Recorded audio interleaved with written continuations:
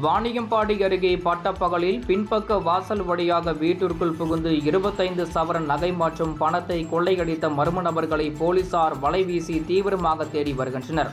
திருப்பத்தூர் மாவட்டம் வாணியம்பாடியை அடுத்த வடையாம்பாட்டு கிராமத்தில் வசித்து வருபவர் முனுசாமி. தையர் தொழிலாளியான இவர் தனது மனைவியுடன் காலை 10 மணியளவில் கோவிலுக்கு சென்றதாக கூறப்படுகிறது. மகள் சுகந்தி வீட்டை பூட்டிக் கொண்டு பசுமாட்டை மேய்ச்சலுக்கு ஓட்டிச் சென்றுள்ளார்.